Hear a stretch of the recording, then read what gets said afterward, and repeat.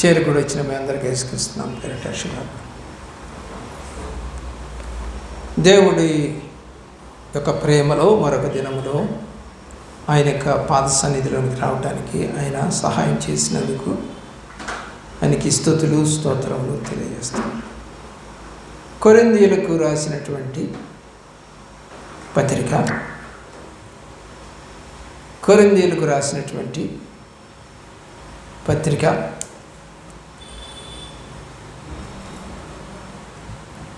16వ అధ్యాయం 13, 14. మెలకువగా ఉండుడి, రెండోది విశ్వాసమందు నిలకడగా ఉండుడి, పౌరుషము గలవారై ఉండుడి, బలవంతులై ఉండుడి, మీరు చేయు కార్యములన్నీ ప్రేమ. 5 పాయింట్లు ఉన్నాయండి ఈ ఒక్క వచనములో. 5 పాయింట్లు మనకి కనపడతా ఉన్నాయి దేవుని యొక్క ప్రేమలో. మొట్టమొదటిది ఏంటండి? మెలకువగా ఉండుడి. దేంట్లో మెలకు ఉండాలి? పేతురు రాసిన మొదటి పత్రిక 4వ అధ్యాయం 7వ వచనం. పేతురు రాసిన మొదటి పత్రిక 4వ అధ్యాయం 7వ వచనం.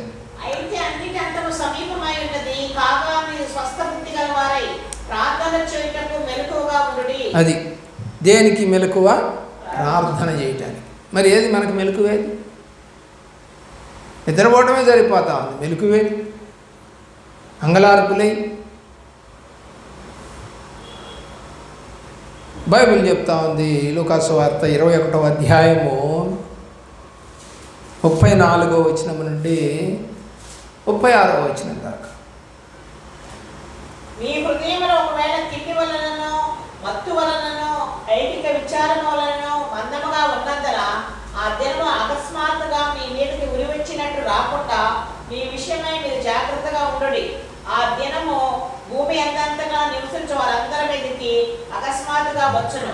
కాబట్టి మీరు జరుగుబో మీ తెల్లను తప్పించుకొని మనిషి కుమారుని ఎదుట నిలవబట్టకు శక్తిగల వారు ఉన్నట్లు ఎల్లప్పుడూ ప్రార్థన చేయొచ్చు. అది చివరి మాట. ఎల్లప్పుడూ ప్రార్థన. ఎందుకు చేయాలో పైన విషయాలన్నీ రాశారు. అంటే ఒక శోధన తప్పించుకోవాలంటే, ఒక ఉపద్రవం తప్పించబడాలంటే, నీ కుటుంబం మీదకి నీ మీదకి అపవాది క్రియలు పెచ్చు పెరగకుండా ఉండాలంటే ప్రార్థన అనేది అడ్డుకట్ట, ప్రార్థన అనేది కంచె, ప్రార్థన అనేది ఆశీర్వాదం, ప్రార్థన అనేది మెలకువను కలగజేస్తుంది. కానీ శిష్యులు మెలకువ లేకుండా నిద్రపోతూ ఉన్నారు. శోధకుడు వచ్చాడని లూకాసు వార్త 22వ అధ్యాయం 46వ వచనం.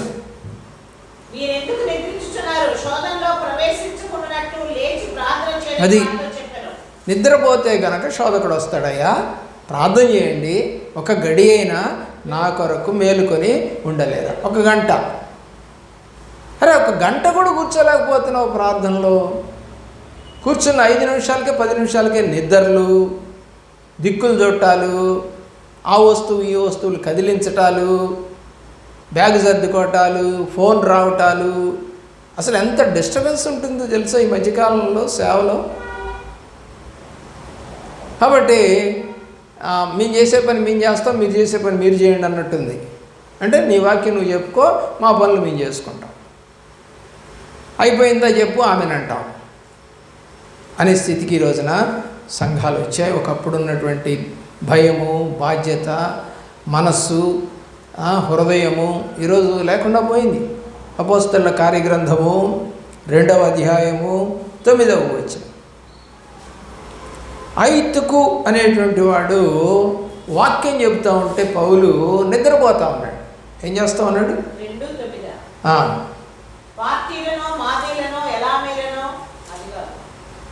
ఏమండి? అపోస్తలుల కార్యగ్రంథం 12 చదవండి. 12:9.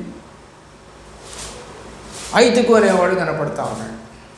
ఈ ఐతుకు అనేవాడు పైన వెలుపలకి వచ్చి ఆ దూత వెంబడి వెళ్ళి దూతల దగ్గర అది కూడా సరే, సబ్జెక్ట్ ఏంటంటే ఆ యొక్క ఈతుకునేవాడు కిటికీలో కూర్చొని వాక్యం వింటూ నిద్రపోయి పడిపోయి చచ్చిపోయిన తర్వాత పౌలు కిందకి వెళ్ళి వాడిని తీసుకొని వచ్చి ప్రార్థన చేసి మళ్ళీ బల్లారాధన కూడా ఇచ్చాడు.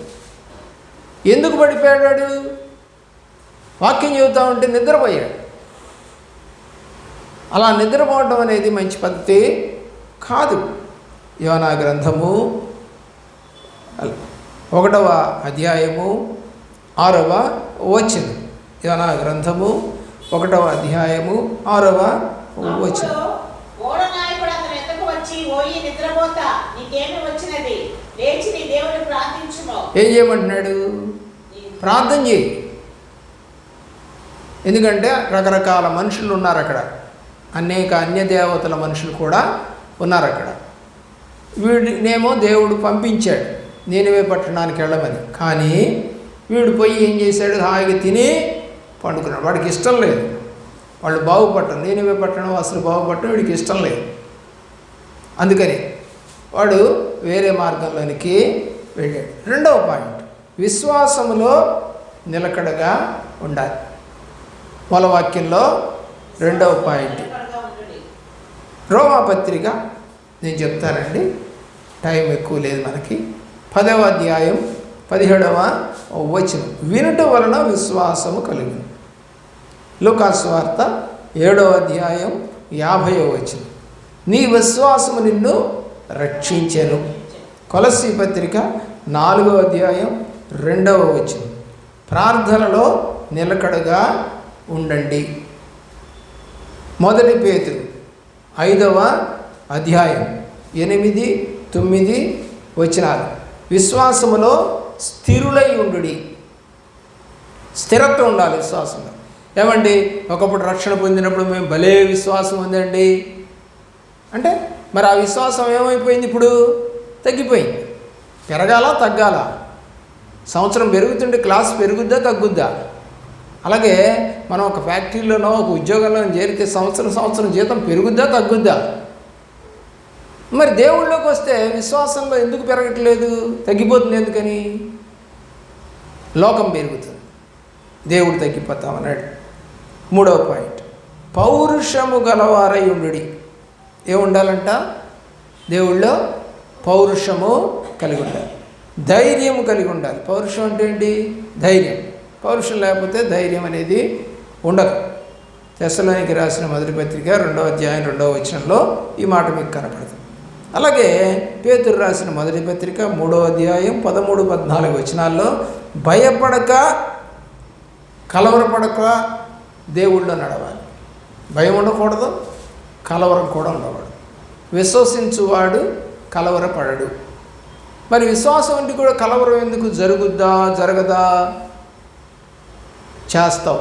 పాట అయితే పాడుతున్నావే, ఏమైనా చేయగలవు. మరి పాట అయితే పాడుతున్నావు, మరి ఏమైనా చేయగలవు, భలే ఉంటుందండి పాట అంటున్నావు. మరి నీకు కూడా ఎందుకు లేదు ఆ నమ్మకము? దేవుడు ఏమైనా చేయగలడు. దేవుడు అంటాడు ఒక మాట, నాకు అసాధ్యమైనది కలదా?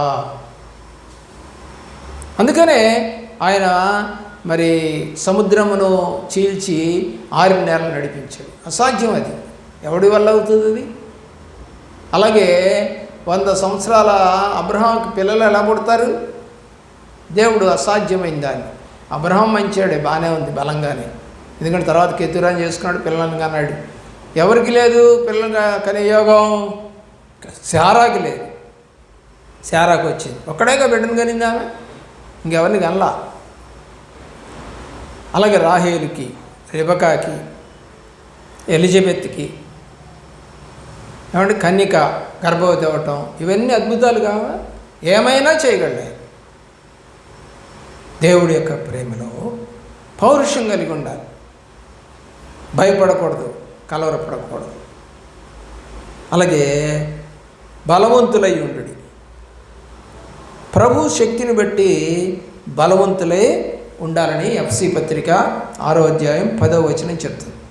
యోహాను రాసిన 1వ పత్రిక 2వ అధ్యాయం 14వ వచనంలో మీరు బలవంతులై ఉన్నారు చెప్తా ఉన్నాడు దేవుడు పౌలు ద్వారా. మనం ఎవరై ఉన్నామంట? బలవంతులు. యెహోవా కొరకు ఎదురు చూసేవారు బలవంతులై ఉంటారు, బహుబలముగా నడుస్తారు. అలాగే మరి న్యాయాధిపతుల 6వ అధ్యాయంలో సంసోను బలవంతుడు. సంసోను చాలా బలవంతుడు. ఏమండి మరి దావీదు కూడా బలవంతుడే. ఆయన చంపేశాడు సింహాలని, మరి పచ్చి దవడతో 300 నక్కల్ని చంపేశాడు. మరి ఈయన కూడా చంపేశాడు, ఎలుగుబంటిని సింహాన్ని కూడా చంపేశాడు. బలవంతులే. కానీ సంసోన్ని మాత్రం బలవంతుడిగా బైబిల్లో వ్రాయబడింది. కీర్తన 84వ కీర్తన 5వ చరణంలో, నీ వలన బలమునందు మనుష్యులు ధన్యులు. దేవుడి వలన బలం. అందుకనే కదా మనం పాట పాడతాము, యెహోవా నా బలమా అని పాడేది ఎందుకు? బలం ఆయనది. యోబు గ్రంథంలో అంటాడు, బలము ఆయనదని 1 2 సార్లు ఆయన చెప్పాడు. బలం ఆయనది. యెహోవాను ఆనందించడం వల్ల మనము బలమునందేదము. బలం ఎక్కడి నుంచి వస్తుంటే ప్రార్థన. లేవలేని వాళ్ళు కూడా లేచి కూర్చుంటారు, నడవలేని వాళ్ళు నడుస్తారు, వినలేని వారు వింటారు, చూడలేని వారు చూస్తారు. దేవుని యొక్క ప్రేమ. 5వ పాయింట్లోకి వస్తే, మీరు చేయు కార్యములు ప్రేమతో చేయాలి. దేవుడు మొదటి మనలను ప్రేమించాడు. మొట్టమొదటి ఆయన ఏం చేశాడంటే మనల్ని ప్రేమించాడు. యోహాను రాసిన మొదటి పత్రిక 4వ అధ్యాయం 19వ వచనం. కాబట్టి ఆయన చేయాలనుకున్న కార్యం భూమి మీదకి వచ్చినప్పుడు ఏం చేశాడు? ఆయన మనలను ప్రేమించాడు. రెండవది, యోహాను రాసిన మొదటి పత్రికలోనే 4వ అధ్యాయము 16వ వచనం, దేవుడు ప్రేమస్వరూపి. ప్రేమను చూపించాడు. చనిపోతూ కూడా ప్రేమను చూపించాడు. వీరేం చేయించున్నారో వీరికి తెలియదు అన్నాడు. ఎవరిని దూషించలేదు దేవుడు. ప్రేమ. ప్రియులరా, ఎందుకు దూషించలేదు? ఆయన చెప్పినట్టు చేసేవాళ్ళు శిష్యులు.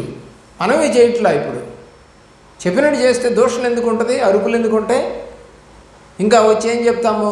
మీరు చెప్పింది చేసామండి అని వినమ్రతతో చెప్తాం. మనం చేయనప్పుడు ముఖం చాటేస్తాం. ఈ మధ్య మన సంఘంలో వాళ్ళు నేను ఎదురు పడతా ఉంటే ముఖం చాటేసుకొని తిరుగుతున్నారు.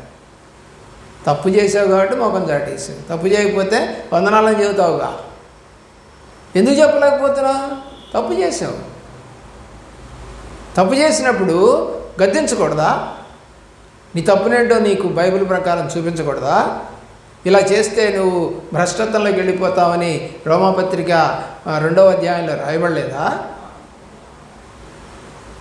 ఎవరికి అప్పగిస్తాడంటే దేవుడు భ్రష్టత్వానికి అప్పగిస్తాడు. అప్పుడు నీవు నీ పిల్లలు పాడైపోతారని కూడా రాశాడు అక్కడ. మీరు పాడైపోకూడదని మేము వాక్యం చెప్తున్నాం, మీరు బాగుపడాలని వాక్యం చెబుతున్నాం.